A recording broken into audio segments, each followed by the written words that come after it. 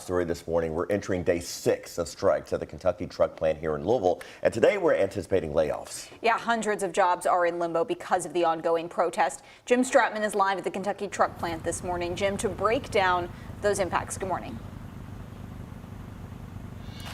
Yeah, good morning, Grace and Eric. We are expecting to see layoffs starting today at 6 Ford plants throughout the Midwest, mainly in the states of Michigan, Ohio, and Illinois. And Ford says that these layoffs are actually coming as a direct result from the walkouts that we saw last week at the Chicago assembly plant and then at the plant you see right behind me, the Kentucky truck plant, where workers still out here on the picket lines, braving the cold, braving the rain to send their message. Now, the targeted strike at the Kentucky truck plant started last Wednesday, nearly 10,000 workers walking off the job that day. Now, in total, Ford says that 557 employees will be receiving their walking papers at those 6 plants I mentioned earlier later on today. The company says that with the truck plant on strike, other plants around the country will have to cut production of the parts that usually go to the Kentucky truck plant, and that is creating uncertainty at plants across the country, even at the Louisville assembly plant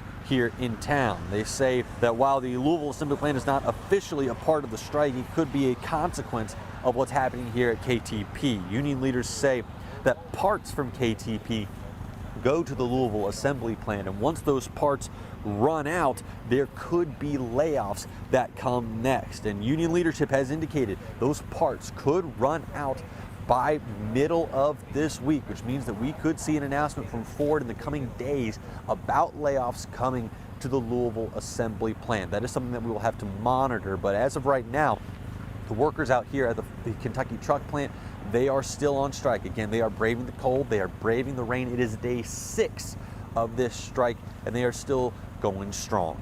Grace, Eric. Jim, thank you. So far, since the strikes began on September 15th, the Big Three have officially laid off nearly 5,000 workers nationwide. 1,800 at Ford, 2,300 at GM, and 640 at Stellantis. Experts believe the UAW's targeted strike strategy likely reduced layoffs. We are going to be staying with this story all day and really for the next several weeks as we learn more about the layoffs.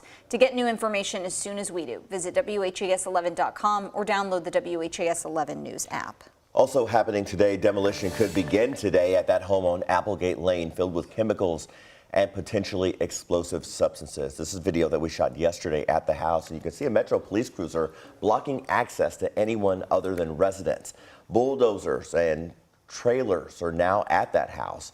Instead of a controlled burn, a Nicholasville, Kentucky company called CMC Environmental Services will remove the walls and roof of the house before they demolish the inside of the house piece by piece.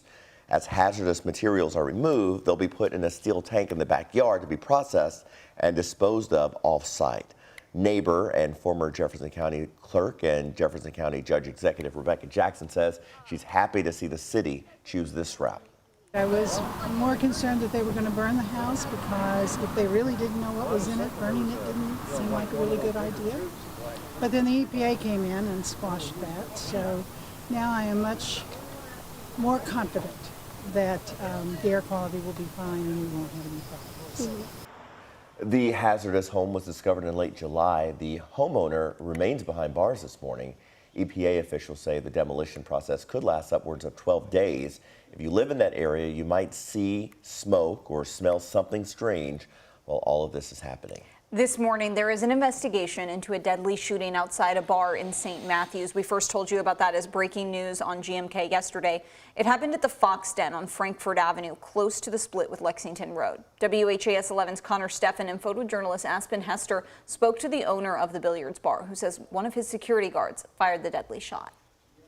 Nearly 24 hours after Fox Den security shot and killed a man. This is not what this place is about. The business's owner, Jared Matthews, dispelling fears that the sports bar is an unsafe place. Honestly, this is the worst thing that could happen. Police say the shooting happened just before 3 Sunday morning near the Fox Den's back parking lot. Matthews says the man shot had been aggressive and involved in a domestic dispute inside the bar before security kicked him out. As he threatened those inside the bar, Matthews says the man grabbed a pistol from his car. The guy approached with his pistol and he went in. Our security and defense had to shoot him.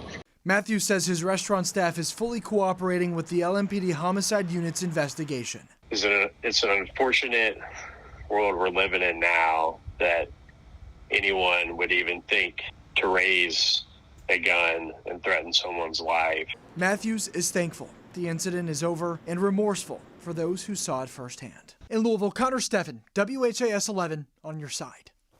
LMPD says all parties are accounted for in this shooting, so there's no threat to the public. Right now, Kentucky State Police are looking for this robbery suspect out of Henry County. Take a good look. Police say that robbery happened just before 11 Saturday morning at United Citizens Bank and Trust in Newcastle. The suspect is described as a white man with a heavy build. Police believe he's driving a black SUV with red or maybe orange stripes. If you have any information, you're asked to call Kentucky State Police Post 5. We've got that number on your screen. It's 502-532-6363. From clothes to food and music, a festival on 4th Street Live celebrated Louisville's Hispanic culture. Yesterday's event was part of Hispanic Heritage Month. It featured live performances, shopping from all around the world, international food trucks, and of course dancing. Dancing is like a cornerstone, I think, to any Latin culture, no matter where you're from. And it's just a fun way to express yourself and to get out and just, once you like move and like get your body moving, you just feel nothing but like happiness. We've been highlighting Louisville's Hispanic community all month long as part of our Moments That Matter series. To see the stories, go to WHAS11.com and click the Moments That Matter tab on the homepage.